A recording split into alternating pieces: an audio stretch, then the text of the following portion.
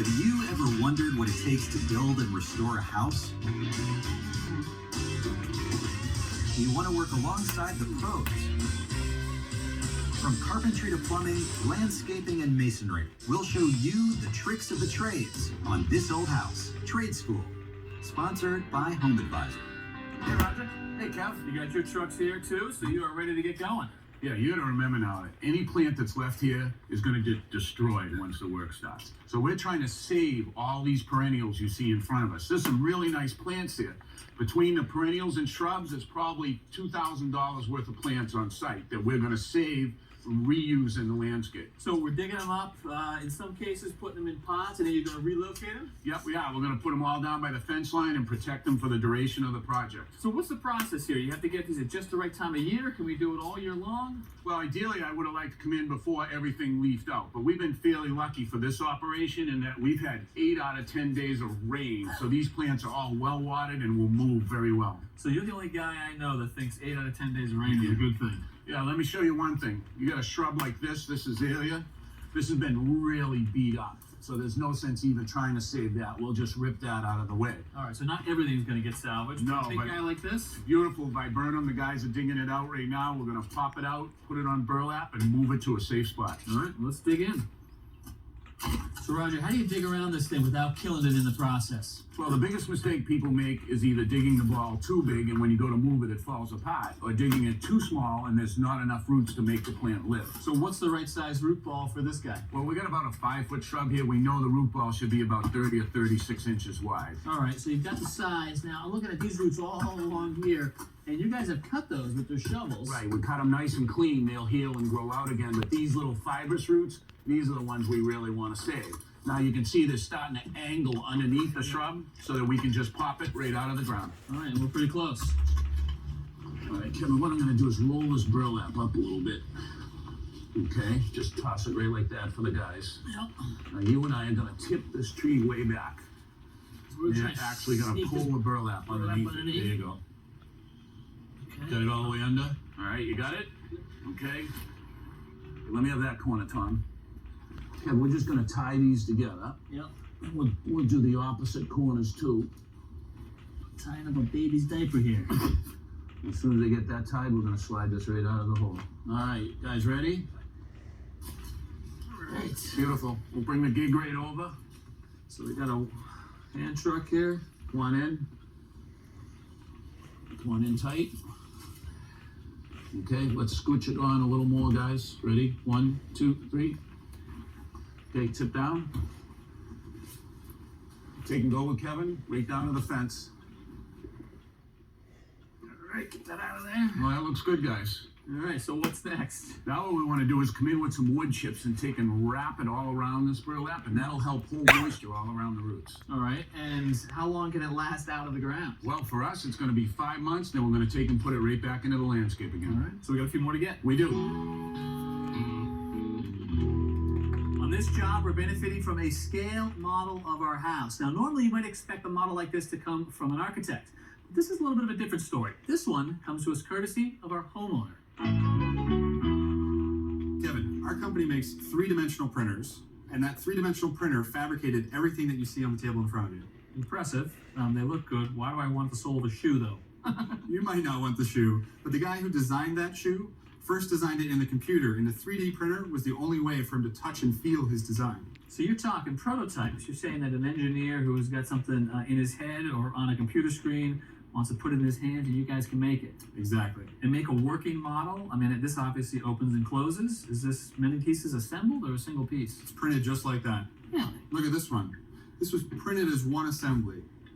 All the gears were aligned, positioned properly so that when it comes out of the machine, it can operate just like this. It comes out of the machine looking like this? That's right. That is wild. I gotta check out these machines. Obviously, I know you guys use them for architecture. We saw your house. I'm looking at a downtown office building, maybe something out of Moscow's Red Square. Yep. Architects all over the world are using this technology now. Makes sense. I mean, they're powerful, right? Here's the old alternative, 2 dimensions. It gives you a drawing and effective, they can sort of show you the layout, the proximity, maybe the square footage, but it doesn't answer all of the questions. What are all the dotted lines, for example? Exactly. If you take that design, you extrude it to the 3rd dimension, you add a lot more detail digitally, then you can answer the question, Those dotted lines were these suspended antique beams that we want in the new family room space. And here we can see that they're up part of a cathedral ceiling. They can even got some color and texture to them. Does the printer give us the color, or is it just build a model and we have to hand paint all this on? The printer prints out all that color. Basically anything that's in the computer to start with, the printer can output. Oh, what an improvement from an associate locked in some basement with a balsa wood and a sharp knife. Now this is what you get. And it all starts in the computer. That's right. So it starts here at the computer when somebody has their three-dimensional design complete. You can see here we have our front entryway that's been fully detailed with the tile work, woodwork, all the colors and everything. We're able to preview that here in our software, and once it's ready to go, we just hit 3D print. And when you say print, you're being literal because you're talking about a printer. That's right, a three-dimensional printer. We take that digital design, we slice it into hundreds of really thin layers and recreate them on top of each other right here in the machine. About 250 of those layers for every vertical inch. And what is it that you're actually printing? What's this white material? Yeah, the white material is actually a specially engineered material. You can think of it like gypsum powder. Can I touch it? Yeah. And that loose powder will solidify into a part when we come by and print onto it with our binder material. So the binder is the equivalent of a printer's ink. That's right. Because the process takes a few hours, I started one here this morning. This one's already finished. So here we have several inches of loose powder, inside of which is actually the model of my front addition. Wow. Everywhere that the binder touched the powder turned into a solid object. The rest of it's just loose powder. I can clean up the rest of it here with some compressed air. Okay.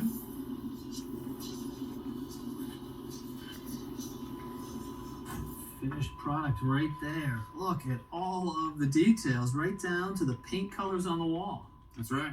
And the last step, all we need to do is seal the surface and really help the colors pop. We just dunk it in a little bit of resin here. That's remarkable technology. Coming up next, I'm going to have to cut away some of these clapboards. And they're covered in lead, right? So we've got the abatement issue. Exactly. but first, here's a tip.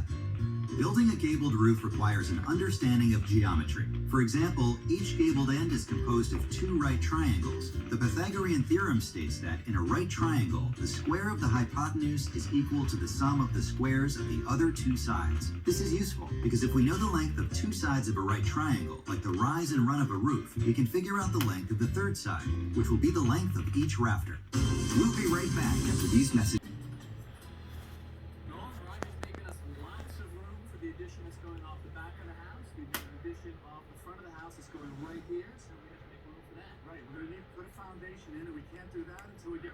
Ramp. Now the homeowners don't need it and they don't want it. The good news is that it was built only a few years ago. We tested it. There's no lead paint, so we just take it away. That is good news. Now we also want to get rid of this front porch because it's not fitting to the house. Again, it was built only a few years ago. No lead paint, and it's pretty rotted, so we're just going to take it off. So we can dig right into this, right? Yep. That's not going to take long.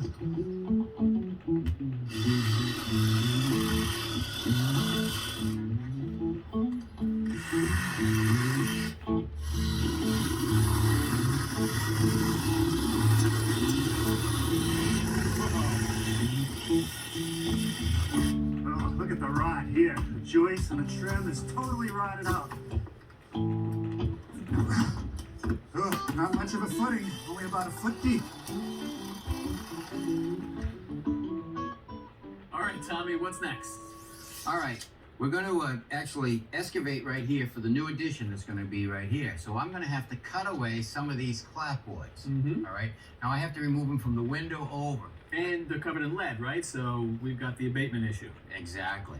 Now I'm looking at the rest of the wall. I got split clapboards here. I got a lot of damage right here and all the way up the wall, and the paint's really bad. I know where you're going with this. Well, it only makes sense by the time we set up to paint and then patch. I think in the long run, it's easier for me to strip them off and install new ones. All right, I'm on board.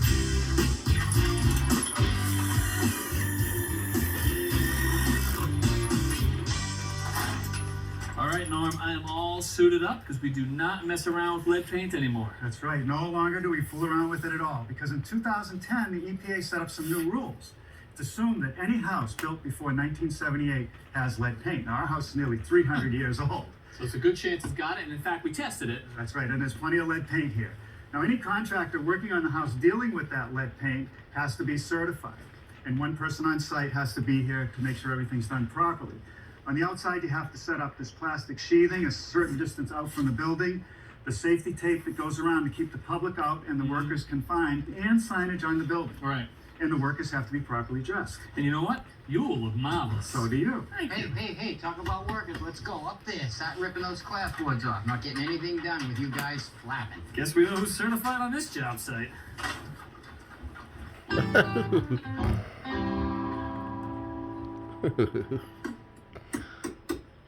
Can't work when you're flapping. Quit yakking your jaw and work.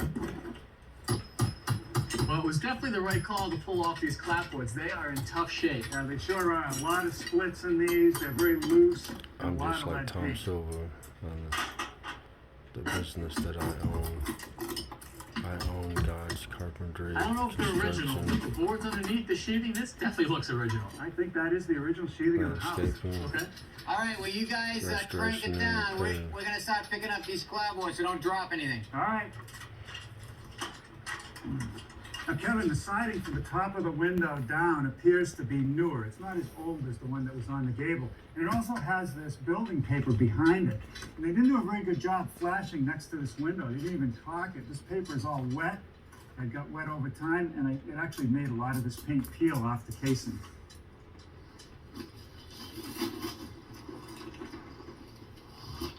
We take the clapboards, we wrap it in plastic, and we seal it with tape to keep it contained.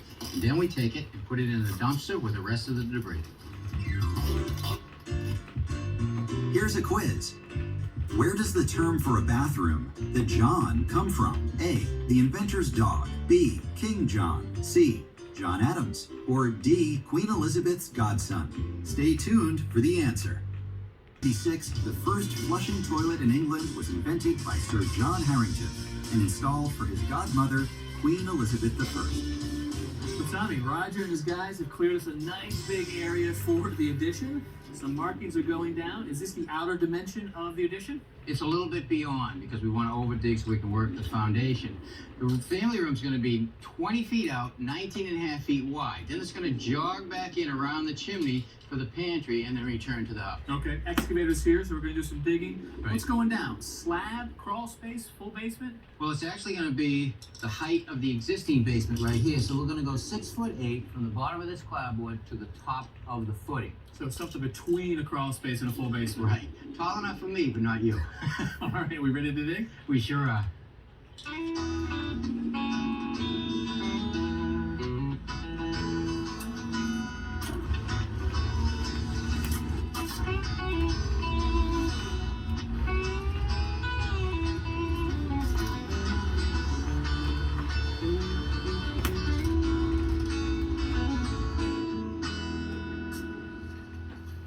Tommy, what's going on? We got water, and you look dejected. Yeah, well, you never know when you're excavating for a foundation what you're going to find. There's three things you don't want to find: ledge, peat, or water. And we've got water. We've got water, so How now we have bad? to deal with it.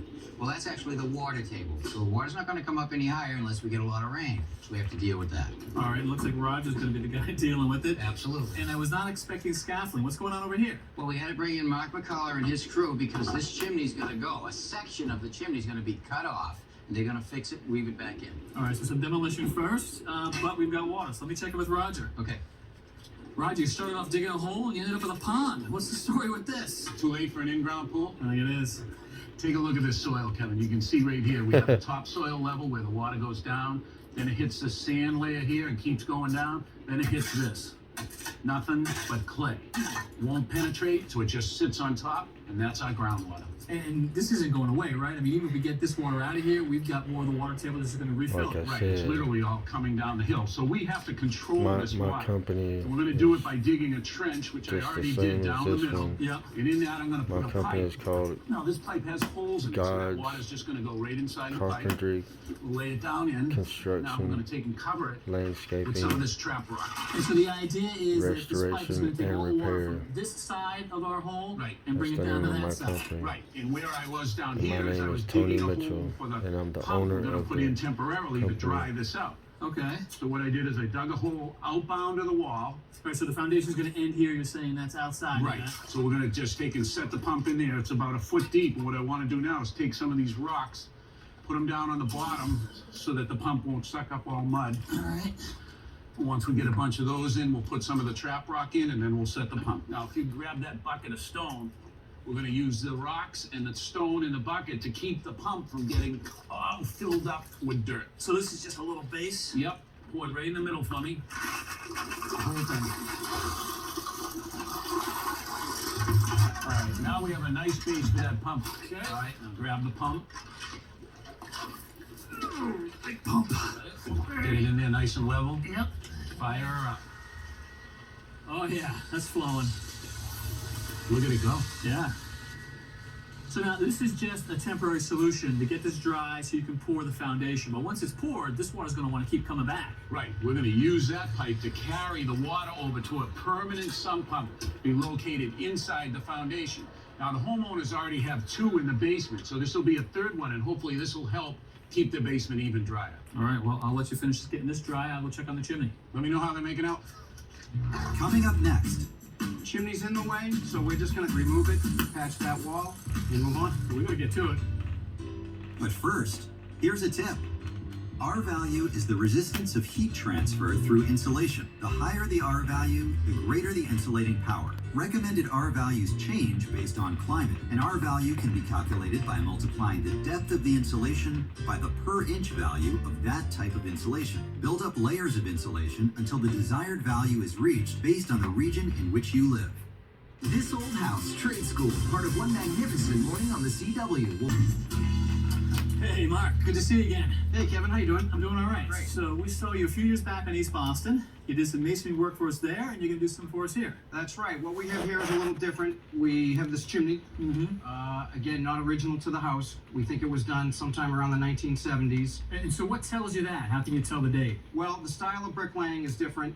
Back when this house was built, the brick were actually much thinner. These bed joints right here are thinner. The head joints right here are thinner. Material is just a bit different, but this is a great indicator right here. This cook.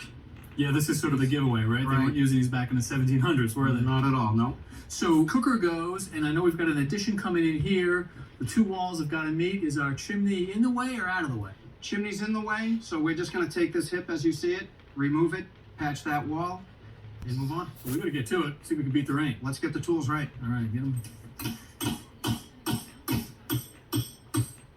We're going to try to go soft, just a hammer, chisel. Don't want to compromise any integrity on the chimney. And more importantly, again, trying to save these brick. So, Mark, this is your soft approach, huh? That's right, yeah. A little tougher than I thought. Yeah. Usually if we can pop this top piece, everything will come easier. So you're just trying to put a little seam here between concrete and brick with your chisel and break it free? Exactly. All right. So, Keep softening it. yeah.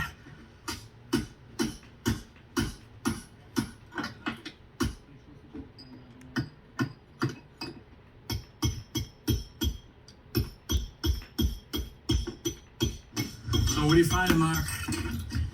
What we're finding, Kevin, is the mortar is harder than the brick. So consequently, we're losing a lot of bricks as we're trying to save them. Mortar stays, brick breaks. Does that mean That's you right. can't save them? It does not look like that. So big, heavy sledgehammers, a lot of guys. Get this thing to the ground real quick. So you're going to go hard. We're going to go hard, yep.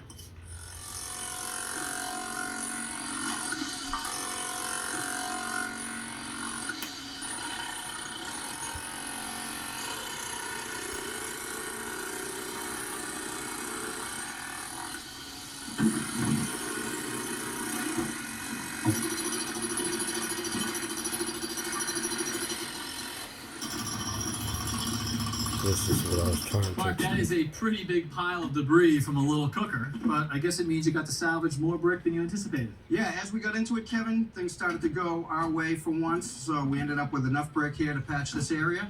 All right, so you got lucky with the brick, and we got lucky with the weather. Yeah, building in New England. Closed captioning provided by